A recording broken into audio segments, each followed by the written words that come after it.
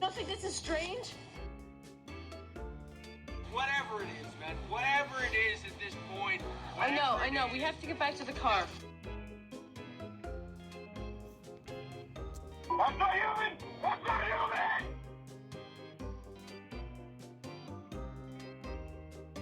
Welcome back, everyone. I hope you didn't miss us too much while we took just a short little break as we geared up for our summer series on supernatural safety and, well, honestly, really just practical safety tips while doing some of those activities that many of us enjoy in the summer. So the month of June, we're covering hiking and camping.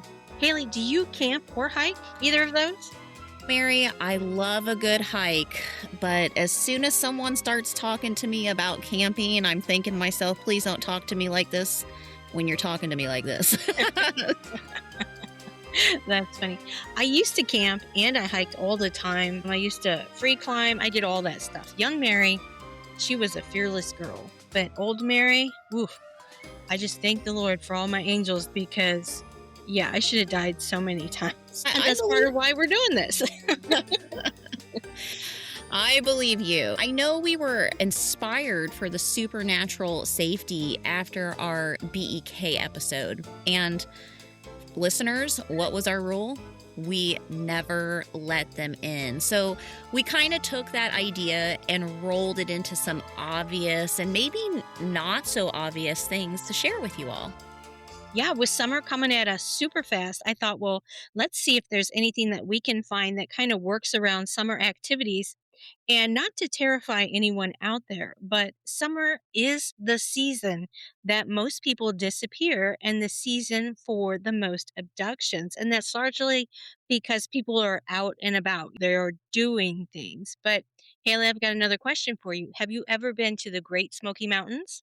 I think you know the answer to that question. Yes. We'll Yep. get into it later in the episode, but Mary and I, our family is from Tennessee, so spent a lot of time there. And we are going to start with the Smoky Mountain National Park.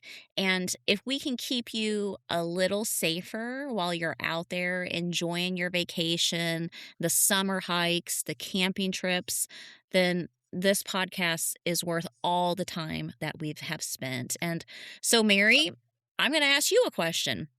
Okay. Have you heard of Missing 411? With David Pilates? Yes, ma'am, I have. Yeah, I thought you would have, but our listeners may not know what they are. So let's start there. 411 cases are mysterious disappearances that happen typically in rural areas, heavily wooded areas, or national parks, and they have to meet a certain criteria. And we'll talk more about national parks. There's a huge conspiracy rabbit hole to get into on that, but we're going to get to the criteria. But first, we have a true case to share from the Missing 411 collection. And so, Mary, let's tell that. Let's get into our first supernatural summer safety tip story. And again, if you've guessed it, it's going to be out of the Smoky Mountain National Park.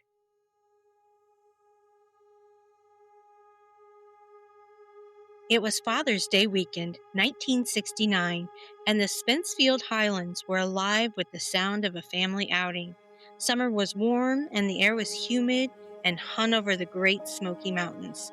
A 6-year-old Dennis Martin darted behind a thick cluster of rhododendron bushes, wearing his favorite bright red t-shirt. He giggled as he schemed with his brother and his friends to prank the adults. They planned to split up, sneak around the perimeter of the clearing, and jump out and scare their fathers.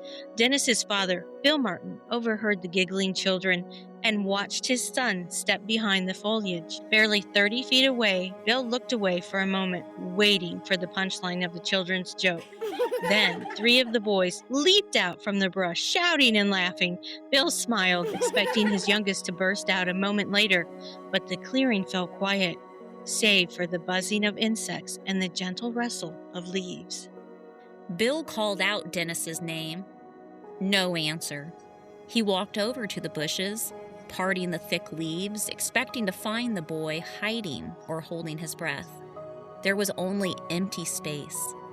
Within minutes, the playful afternoon collapsed into a panic. Bill sprinted down the trail, shouting into the dense wilderness, while other family members swept the immediate area. Dennis had vanished in a window of less than 5 minutes, leaving no footprints, no broken twigs, and no sound of a struggle. By nightfall, a fierce mountain thunderstorm rolled in, dumping inches of rain that washed away any potential tracks and dropped the temperature drastically. What followed became the largest search and rescue operation in the history of the National Park Service. Over the next several days, the quiet mountain community was overwhelmed by more than 1,400 people, local volunteers, seasoned park rangers, bloodhounds, and even the Green Berets deployed to the rugged terrain, combing through the treacherous, steep ravines. Yet the wilderness offered nothing back. The bloodhounds repeatedly lost the scent, acting confused or refusing to track altogether in certain areas. Deepening the mystery was a chilling report from another family, the Key family, who had been hiking miles away on the same afternoon. They reported hearing a sickening, faraway scream around the time Dennis disappeared. Shortly after, they witnessed a rough-looking man hiding in the bushes, hurriedly carrying something heavy over his shoulder toward a secluded ridge. Despite the timeline aligning, investigators could never definitively connect the sighting to Dennis. Decades have passed since that June afternoon, and the bright red shirt Dennis wore has never been found, nor has a single shoe or trace of his presence. The forest simply closed around him, leaving behind a haunting void. So, this is a true case, and I have to say, this is every parent's worst nightmare. It absolutely is a nightmare. So he just vanished. His dad was watching. He was with his cousins and his brothers, and he was less than 30 feet from his father. And there were no footprints, no scream. He just poof, gone. So let's talk about another theme that I found kind of interesting in this case. Let's talk about those Green Berets showing up. Haley, have you ever heard about a special op team coming in to look for a missing child? Never. And the Smoky Mountains aren't even a training area. I found that part very interesting as well. So to have 60 to 70 Green Berets show up, that just adds to the strangeness. And it makes you think they were there looking for something more than just Dennis, especially with it being the Smoky Mountains, a state park, and the conspiracy around state parks.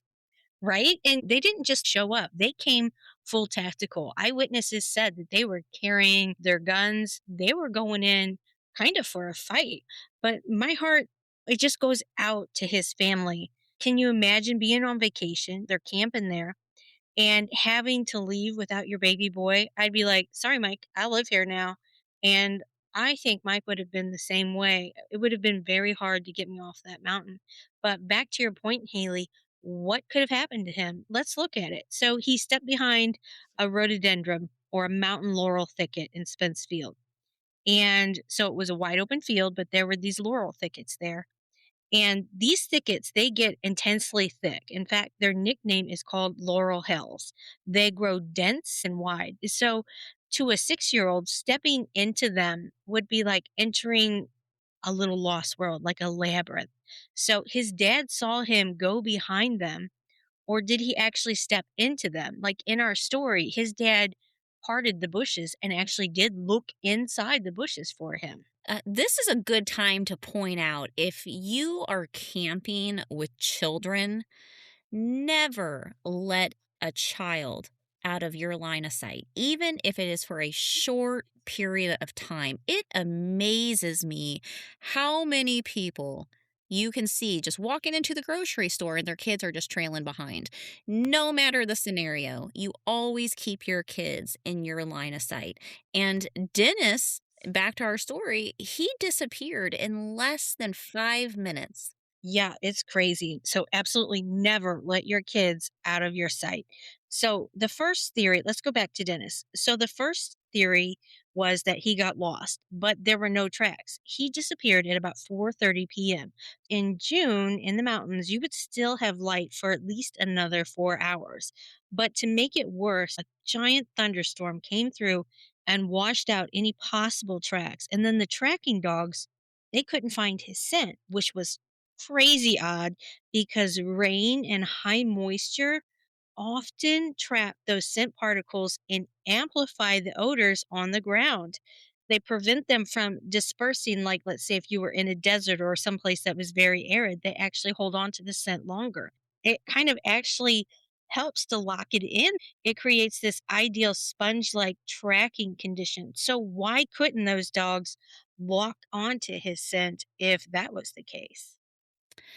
That is a good question. I wonder if there's some science there about how much rain. If you have just a quarter of an inch, the scent's going to be there. But it was a huge, huge, heavy thunderstorm. So I wonder if that contributes to that scent and what the dogs can pick up. I don't want to go too far into another conspiracy, but what if, Mary, what if it's weather manipulation and they're able to turn on certain things when the kids go abducted for other reasons? It's possible. I mean, they've said that they've had weather manipulation capability for decades. So, Quite some time. So maybe a future episode for us. But back to, we got to stay on track, but back to the story. Those park rangers, they were notified at 8:30 and then that thunderstorm came. So the next day, almost 240 volunteers were back in that field circling and searching for Dennis. And let's not sidestep the account of the people who saw that figure that was carrying something in the underbrush, and some reports claim something red. So it is possible, and I'd say highly likely, that the kid was snatched, but by what? We think often snatched by another human being, but is it possible it's something else? and sadly, that report was dismissed because the Rangers just couldn't fathom the possibility that someone could get from Spence Field to the location that that figure was seeing. It was like 5 miles away, right? Right, right, but it was someone, they couldn't fathom someone, but maybe it wasn't something human. Right? In the original report, and another reason why it was dismissed is because they described it as some like a hairy, haggardly figure. They didn't really describe it as a man. In our story, we changed it to a man just so that we could really emphasize that maybe it wasn't a man. Which I think is even more terrifying. Mary, what do you think or how do you feel about feral mountain people? Honestly, I think that the idea of them is more terrifying than anything we could find in the supernatural element. That's what I think of feral mountain people. Yeah, definitely not something that you're going to see walking down the street, but I think 1000% they're there.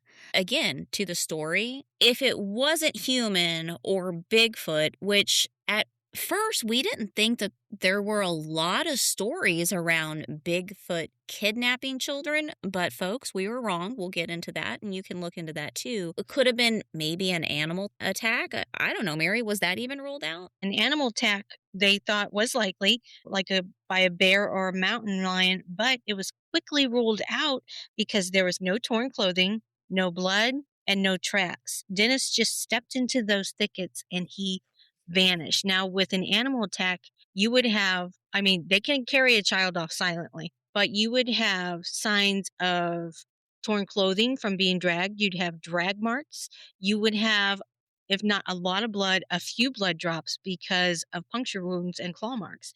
But there was nothing like that. He just vanished.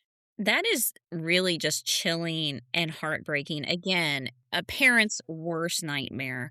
But let's share another story. Dennis was 6 years old, easy to maybe get lost and disoriented. But let's think about if someone was older. So we have a story. We're going to tell the story of 16-year-old Trini Gibson, who vanished while on a field trip in the same park, the Smoky Mountain National Park.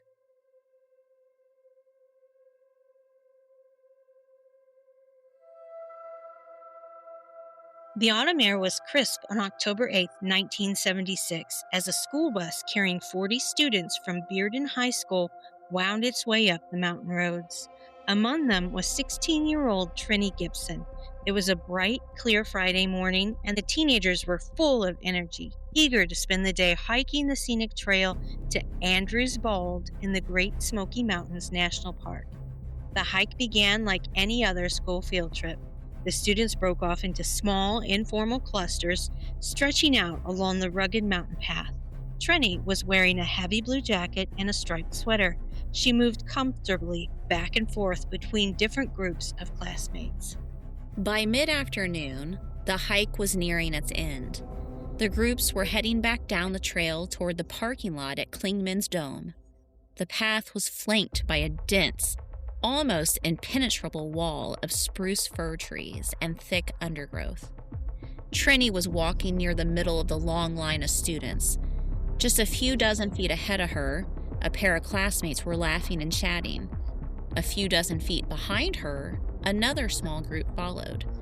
The trail took a sudden, sharp bend around a blind curve obscured by the heavy foliage. Trini walked around the bend. Moments later, the students behind her rounded the exact same corner. The trail ahead of them was empty. Trini was gone.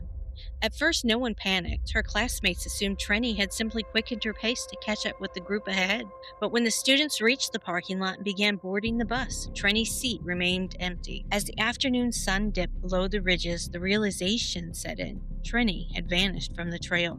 30 seconds, and she was gone. By nightfall, park rangers and tracking dogs arrived at the trail.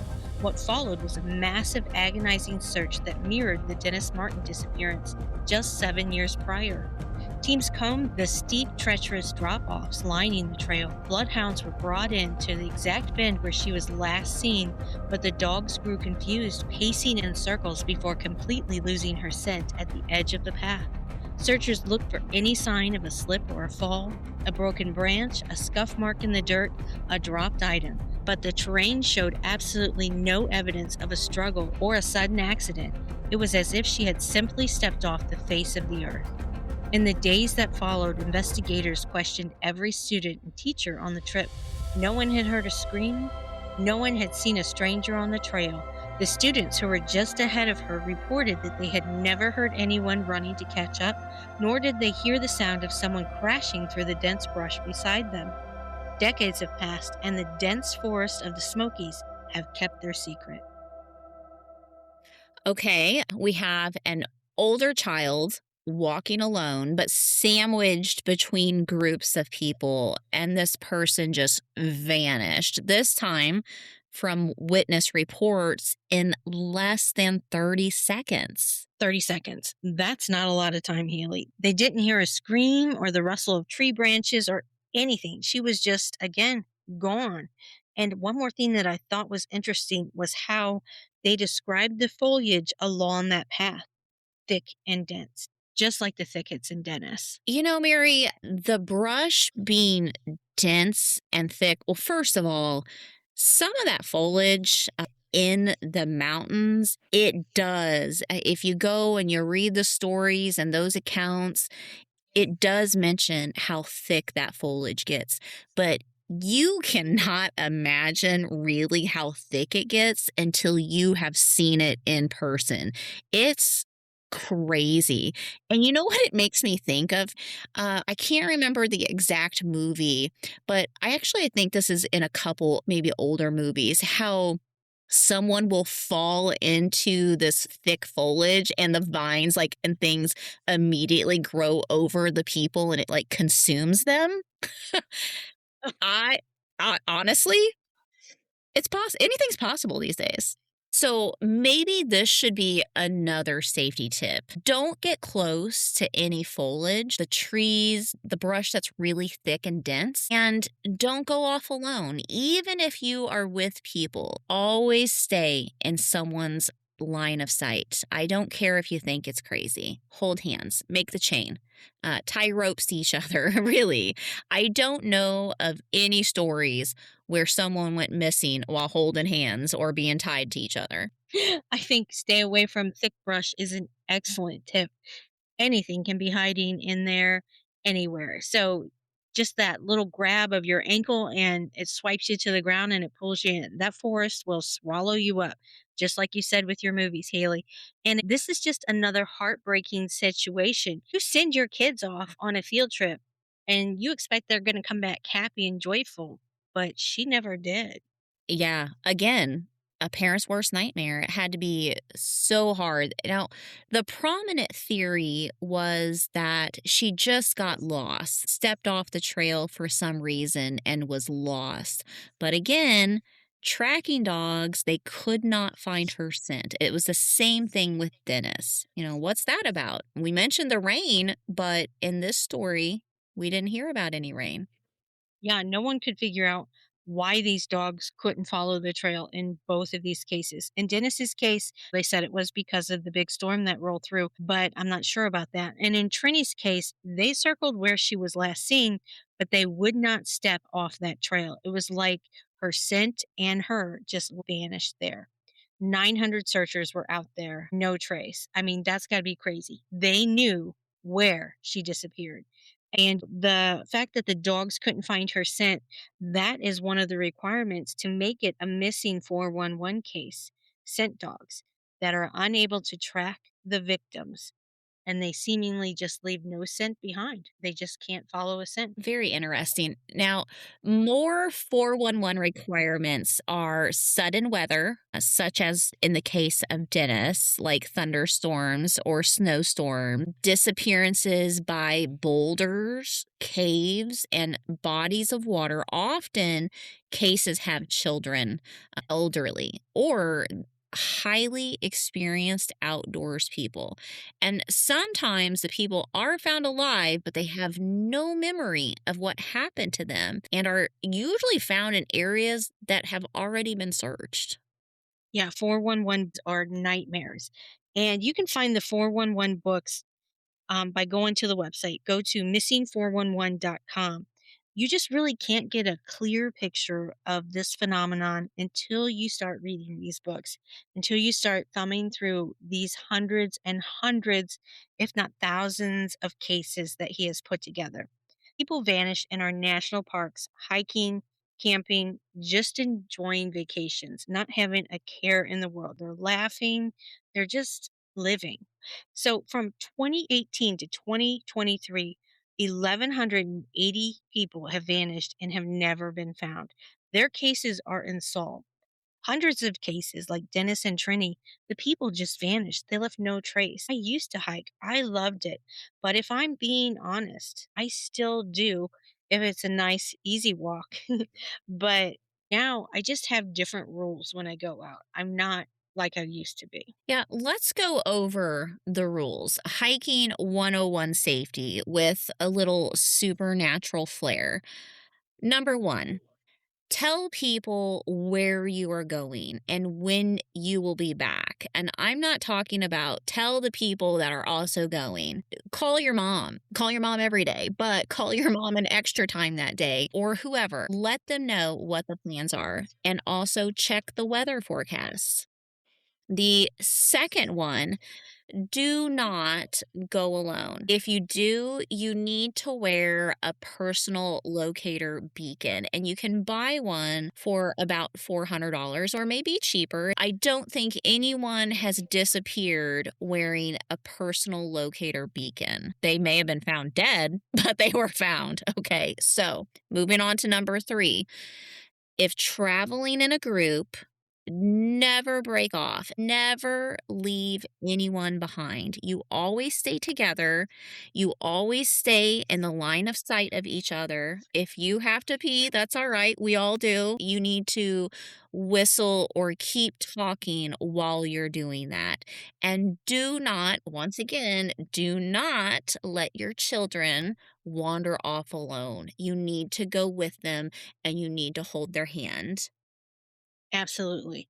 Number four, know before you go. Look up that trail, that hike, and do a little supernatural investigation. See what you might encounter. And also, while you're there, look at the wildlife. What are the dangers you could encounter? Number five, wear a whistle. If you get in trouble, blow it and keep blowing. And when you're in a group of people, have a signal, like four short bursts or two very long ones, etc. Something like that. Because something could grab you and they could grab that whistle and they could just start blowing on it, trying to lure your friends to them. But chances are they won't know your guys' secret pattern. So get a whistle, find a pattern. And number six, this is a good one. Pray before you head out. Pray on the trail for safety, for endurance, for discernment. Just pray, pray, pray. Absolutely. All right, we're about halfway through. Number 7, listen to your gut. Or as Mary said, your discernment. If it feels off, it is time for you to turn around and go back the way you came. Okay. Number 8, pack for delays. You need to think about extra water, snacks. We got to have snacks, food, medicine, layers, just in case the weather changes. It's just like the insurance, it's just in case. So take it. Number 9, bring a flashlight. Do not rely on your cell service. And number 10, if you do get lost, stay where you are. Just camp right there. Don't roam around. Don't think, hey, that tree looks familiar. Stay where you are. Most people who get lost in the woods wander around and they wander deeper and deeper and get further and further from help. If you just stepped off that trail and you find you're lost within 10 minutes, stop. Camp where you are. Number 11, if you're caught in the woods and you're lost and you have your cell phone with you, change your outgoing message. Make it say, I am lost. Give them your last location, the date and time that you're leaving this message, and what the weather is like. That's very important. And number 12, if you own a gun, carry your gun. If you don't carry, bring a knife, bring an axe, bear spray, whatever. Just be prepared for any situation. Number 13, situational awareness. If the woods go quiet, you need to be on high alert. Put the phone down, take the headphones off. And honestly, now that I say that out loud, maybe you should always have one out at all times, no matter what you're doing, because you never know what might come up on you. So, situational awareness is really hard to have when you have both of your headphones in. Just an FYI. Number 14, sign in at the ranger stations. They keep track of who's out there and they are anticipating the same number to come out. They keep track of that. So make sure, sign in at the ranger stations. 15, bring a trail guide, a map, a compass, or something. Men get lost on the side of the road every day of the week, so don't rely on your man. Just make sure you got the guide, the map, or the compass. Absolutely. And number 16, stay away from that dense, thick brush and tree line. Never, ever step off the path or out of the field if you're in a field to go look at the wildflowers that are just a little bit further down the hill. Stay in the designated areas. And number 18, never attempt to cross flooded streams or fast moving water. Avoid climbing wet rocks near waterfalls, which is the leading cause of hiking accidents. Mary, I know that probably seems like a lot of rules for our listeners, but we haven't even gotten into the real supernatural ones. They were all really great, even for day to day living, right? But the supernatural ones, we're going to get to those next week. But before we go, we chatted a little bit about feral people in the mountains. And as I mentioned, Our family is from the mountains of Tennessee. They weren't feral. I don't know, maybe sometimes maybe, but they did talk about other people in the mountains. Mom always talked about the medicine man. I don't know if your mom did. This medicine man who lived deep in the woods, like high up on the mountain, like even deeper than they did. And she said it would take Granny days to reach him and then to come back. So that's just kind of crazy to me. Yeah, I vaguely remember that story as well. But we have one last little comment to read for everyone. This is from an anonymous Reddit user about the Great Smoky Mountains and feral people. And I just want to add, the Smoky Mountains are part of the Appalachians, or as the locals say, the Appalachia. But here is that person's account.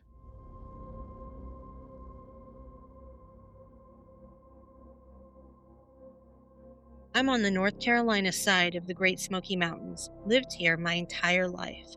All of us here know what's in the woods and mountains. Since the 30s or 40s, there have been feral wild men living in these mountains. They are fast. They will snatch livestock and snatch children. The FBI knows. It's why they do not get involved. I've heard other stories that there was some attempt to kill these feral wild men, but they still exist, even today. And I'm not talking about some end of days extremists who took to the woods.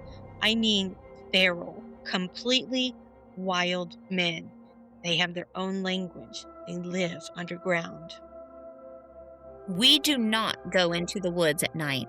During the day, we make sure to stay on the trails. Sometimes you will smell it, that putrid smell. At night, you'll hear them hollering, supposed inbreds. The locals around here know what happened to Dennis Martin. He was snatched by one of the feral wild men. It's not uncommon for people to go missing here. They are normally found. But you'd also be surprised on the number of children that simply disappear. The FBI has covered it up for years. Where do you think the movie The Hills Have Eyes came from? It's true. I hear them from time to time. Disturbing sounds. They live all up and down the mountains here, in national parks and forests. And there you have it, friends. Someone said it. And what do you think? Are feral people responsible for the disappearance of Dennis and Trini? Or did they wander off? What else is lurking in the Appalachians and our nation's state parks? We hope you join us next week as we dig into more disappearances and stories and explore the folklore side of supernatural safety. And as always, keep it weird and pull it back to Jesus. Oh, and don't step off the trail. Bye. Bye.